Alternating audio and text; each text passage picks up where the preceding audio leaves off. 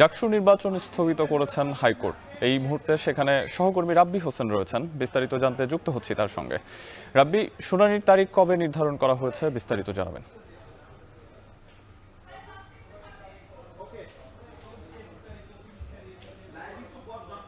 ঢাকা বিশ্ববিদ্যালয়ের ছাত্র সংসদ ডাকসুর যেই নির্বাচন, আসন্ন নির্বাচন স্থগিত করেছে হাইকোর্ট। এই যে ডাকসুর একজন প্রার্থী ফাহমিদা আলমের তিনি রিট করেছিলেন।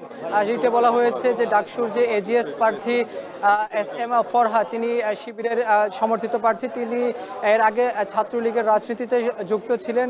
রাজনীতিতে যুক্ত থাকার কারণে এর আগে 28 জন এবং 2 জনের প্রার্থিতা বাতিল হয়েছে। কেন ফরহাদের প্রার্থিতা বাতিল হবে না বা এই বিষয়ে তিনি রিট করেছিলেন এবং রিট করার পর গতকালকে তিনি রিট করেছিলেন। আজকে সেই রিটের শুনানি হয়েছে। সেখানে রিটকারী যারা আইনজীবী রয়েছেন তিনি বিভিন্ন তথ্য উপাত্ত তুলে ধরেছেন যে ঢাকা বিশ্ববিদ্যালয় 2022 সালের ছাত্রলীগের কমিটিতে এই SM ফরহাদ তিনি তার নাম রয়েছে, তিনি তালিকাভুক্ত নেতা, যার কারণে এই যে এই ডাকসু নির্বাচনের যে গঠনতন্ত্র, সেইখানে গঠনতন্ত্র বিরোধী অর্থাৎ পরিপন্থী উল্লেখ করেছেন এই আমরা দেখেছি রিটে। পাশাপাশি এখানে এই ঢাকা বিশ্ববিদ্যালয়ের পক্ষের আইনজীবীও ছিলেন অ্যাডভোকেট শিশির মনির। তিনিও বলেছেন যে এই যে ডাকসু নির্বাচনে এর শুধুমাত্র ছাত্রত্ব রয়েছে, এই বিষয়গুলো তিনি তুলে ধরেছেন। তিনি এই কথা বলেছেন ঢাকা বিশ্ববিদ্যালয়ের পক্ষে যে এই যে ছাত্রত্ব, তার তো ছাত্রত্ব রয়েছে, যিনি ডাকসুর এজিএস প্রার্থী রয়েছেন, যার কারণে শুধুমাত্র ছাত্রলীগের আগে তিনি পদে ছিলেন, এখন পদে নেই, এই বিষয়গুলো তিনি বলেছেন। পরবর্তীতে হাইকোর্ট দুই পক্ষের শুনানি শুনেছেন। শুনে এই যে ডাকসুর নির্বাচনটি স্থগিত করেছেন 30 অক্টোবর পর্যন্ত।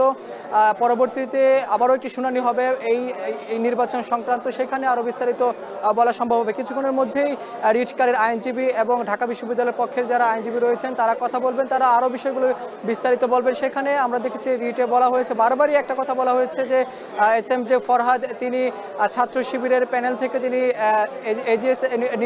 এজিএস তিনি পদে তিনি নির্বাচন করছেন। এর আগে তিনি ছাত্রলীগের কমিটিতে ছিলেন, কয়েকটি কমিটিতে তার নাম ছিল, তিনি যে হলে ছিলেন সেই হলেও তার নাম রয়েছে, এই বিষয়গুলো উল্লেখ করেছেন। তবে আমরা দেখেছি যে আদালত বেশ কিছু কথা বলেছেন যে ছাত্রলীগ এই যে ডাকসুর যে নির্বাচন হচ্ছে সেই নির্বাচনের যে গঠনতন্ত্র সেই অনুযায়ী কেন যাওয়া হলো না, কেন এই আদালতে আসতে হলো এই বিষয়ে। কারণ এর আগে নির্বাচনী ট্রাইব্যুনাল 28 জন এবং পরবর্তীতে 2 জনের প্রার্থিতা বাতিল করা হয়েছে একই কারণে, অর্থাৎ ছাত্রলীগের সাথে সম্পৃক্ততা থাকার কারণেই তাদের প্রার্থিতা এর আগে বাতিল করা হয়েছিল 28 জনের। ঠিক একই কারণে কেন SM ফরহাদের প্রার্থিতা বাতিল করা হবে না, কেন দ্বৈত আচরণ করা হয়েছে, এই বিষয়ে আসলে রিটটা করা হয়েছিল। চ্যালেঞ্জ করে রিটকারী যিনি রয়েছেন অর্থাৎ আরেকজন প্রার্থী তিনি ফাহমিদা আলম, তিনি মুক্তিযুদ্ধ এবং গণ আন্দোলন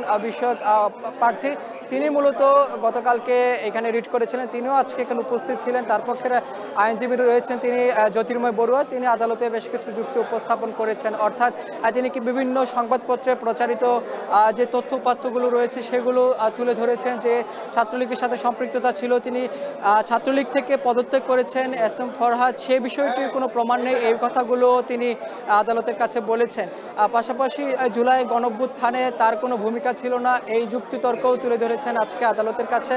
তবে ঢাকা বিশ্ববিদ্যালয়ের পক্ষের আইনজীবী শিশির মনির তিনিও বলেছেন যে তার তো ছাত্রত্ব রয়েছে এবং ছাত্রত্ব থাকা অবস্থায় ছাত্রলীগের কার্যক্রম নিষিদ্ধ হলেও তিনি ছাত্রত্ব থাকা কারণে মূলত তাকে এই প্রার্থিতা যে চ্যালেঞ্জ করা হয়েছিল সেটি তিনি খারিজের আবেদন করেছেন শিশির মনির হাইকোর্টের কাছে।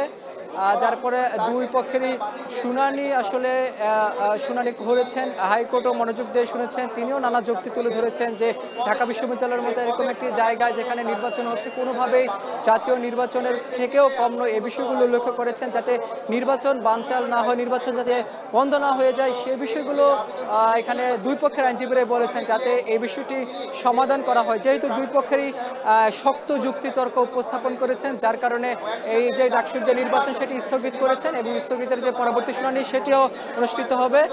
এই ছিল আমার কাছে সবশেষ খবর। ডাকসু নির্বাচন স্থগিত ঘোষণা করেছে হাইকোর্ট এবং সেই খবরই হাইকোর্ট প্রাঙ্গণ থেকে আমাদেরকে জানাচ্ছিলেন সহকর্মী রাব্বি হোসেন। এদিকে ডাকসু নির্বাচন স্থগিতের যে বিষয়টি সেই বিষয়টি এই মুহূর্তে ঢাকা বিশ্ববিদ্যালয়ে কী ধরনের প্রভাব ফেলেছে বা শিক্ষার্থীদের মনে কি প্রতিক্রিয়া এসেছে সেই বিষয়ে জানতে আমাদের সহকর্মী ফরহাদ বিন নূর রয়েছেন ঢাকা বিশ্ববিদ্যালয়ে। ফরহাদ, এই যে হঠাৎ করে এই ডাকসু নির্বাচনের যে স্থগিতাদেশ আসলো এবং হাইকোর্টের এই রায়ে ঢাকা বিশ্ববিদ্যালয়ের শিক্ষার্থীদের প্রতিক্রিয়া কি এবং কেন এমন রায় আসলো এটি নিয়ে শিক্ষার্থীরা কি বলছেন বিস্তারিত জানাবেন।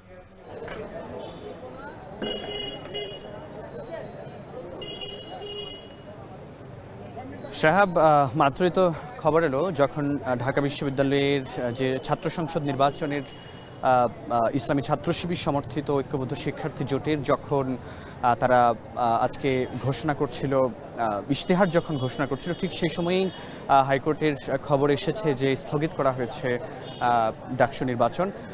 তবে আমরা তাৎক্ষণিকভাবে জিজ্ঞেস করেছিলাম তাদের ইশতেহার শেষে যে হাইকোর্ট থেকে এরকম একটি নির্দেশনা এসেছে ডাকসু নির্বাচন বন্ধের ব্যাপারে। এস এম ফরহাদ বলেছেন যে আমরা আশাবাদী যে যেই সময়ে নির্বাচনের তারিখ ঘোষণা করা হয়েছিল 9 সেপ্টেম্বর, সেই যথাসময়ে নির্বাচনের ব্যাপারে তিনি আশাবাদী উল্লেখ করে তিনি বলেছেন যে কোন কারণে হাইকোর্ট থেকে এ ধরনের একটি ডাকসু নির্বাচন বন্ধের বা স্থগিতের নির্দেশনা আসলো সেটির ব্যাপারে তারা বোধগম্য নয়। তিনি বলেছেন যে ব্যাপারটি সম্পর্কে পুরোপুরি জেনে তারা আনুষ্ঠানিকভাবে প্রতিক্রিয়া জানাবে। এবং আমরা যতটুকু জানতে পেরেছি যে হয়তো কিছুক্ষণ পরে আমরা গণমাধ্যম কর্মীরাও হয়তো একটু পরে চিফ রিটার্নিং অফিসারের কার্যালয়ে যাব, তার কাছেও এই ব্যাপারে আমরা প্রতিক্রিয়া জানতে চাইব। এছাড়া এরপর কিন্তু আমরা যতটুকু আমাদের কানে আসছে যে এরপর বিভিন্ন ছাত্র সংগঠন তারা প্রতিক্রিয়া জানাবে, আমরা সেই প্রতিক্রিয়া জানবো এই ডাকসু নির্বাচন স্থগিতের ব্যাপারে। তবে যতটুকু কেউ বলছেন যে ফাহমিদা নামে একটি মেয়ে, যে বাম জোটের যিনি মুক্তিযুদ্ধ ও গণতান্ত্রিক আন্দোলন সম্পাদক পদের যিনি প্রার্থী, তিনি এস এম ফরহাদের বিরুদ্ধে পরশুদিন আমরা দেখেছিলাম, গতকাল আমরা দেখেছি যে তিনি এস এম ফরহাদ যিনি জিএস প্রার্থী, তিনি তার বিরুদ্ধে তার প্রার্থিতার বৈধতার বিষয়ে একটি রিট করেছিলেন হাইকোর্টে। এর প্রেক্ষিতেই কিন্তু আজকে এই স্থগিতের ঘোষণা আসলো বলেই কিন্তু অনেকে ধারণা করছে। তবে বিস্তারিত পরে আসলে সেটির বিষয়ে আমরা আরও জানতে পারবো এবং এ বিষয়ে দলগুলো, বিভিন্ন যারা প্যানেলে রয়েছেন, যারা স্বতন্ত্র প্রার্থী রয়েছেন, তারাও নিশ্চয়ই প্রতিক্রিয়া জানাবেন এবং তাদের কাছ থেকে আমরা প্রতিক্রিয়া জানবো। এবং আজকে একটু আগেও কিন্তু আমরা দেখলাম যে আমরা গত কয়েকদিন আগে আমরা জেনেছিলাম যে চারুকলা ইনস্টিটিউটে সেখানে ছাত্র শিবিরের ব্যানারে প্রার্থীদের মুখ বিকৃত করার চেষ্টা করা হয়েছিল এবং আমরা দেখেছিলাম যে সেটির প্রেক্ষিতে কিন্তু ছাত্র শিবির তারা চিফ রিটার্নিং অফিসারের কাছে অভিযোগ দিয়েছিল বিচারের জন্য। কিন্তু আজকে চিফ রিটার্নিং অফিসারের কার্যালয় থেকে বলা হয়েছে যে সেখানে সিসিটিভি ফুটেজ নষ্ট থাকবার কারণে সেখানে কোনো প্রকার আলামত পাওয়া যায়নি কারা এটি ঘটিয়েছে। সে বিষয়ে ছাত্র শিবিরের এখান থেকে প্রতিবাদ জানানো হয়েছে। তারা বলেছে যে এটি সম্পূর্ণ কাউকে বাঁচানোর জন্য পরিকল্পিতভাবে এ ধরনের ব্যাপারগুলোকে নিয়ে আসা হয়েছে, যেটির ব্যাপারে স্পষ্ট ছবি আছে, যেটি অস্বীকার করা হয়েছে বলে কিন্তু এস এম ফরহাদ আজকে এখানে বলেছেন। এবং আমরা শিক্ষার্থীদের সঙ্গে কথা বলার চেষ্টা করব, যদি এখানে কিছু শিক্ষার্থী পাই আমরা একটু কথা বলার চেষ্টা করব। আমরা একটা বিষয় দেখছি যে আজকে যে ইশতেহার ঘোষণা করেছে ছাত্র শিবির, সেই ছাত্র শিবিরের ইশতেহার কিন্তু আমরা ছাত্র শিবিরের ইশতেহারে দেখেছি যে তারা 6টি হা এবং 6টি না নিয়ে তারা আসলে এই ইশতেহার ঘোষণা করেছে এবং তাদের যে থিম, তারা এখানে 36টি ইশতেহার ঘোষণা করেছে, 36 দফা ইশতেহার তারা ঘোষণা করেছে এবং মূলত এই 36টি দফা তাদের মূলত যে 36 জুলাই আছে সেই 36 জুলাইয়ের আদলেই মূলত তারা এই ডিজাইনটা করেছে। আমরা একটু জানার চেষ্টা করব আজকে যে হাইকোর্ট থেকে মাত্র একটা নির্দেশনা আসলে একজন শিক্ষার্থী এখানে পেয়েছি, উনি এই প্রার্থীও এই হাইকোর্টে এই মুহূর্তে ডাকসু নির্বাচন নিয়ে ব্রিফ করছেন আইনজীবী শিশির বণির। আমরা সরাসরি যুক্ত হচ্ছি সেখানে।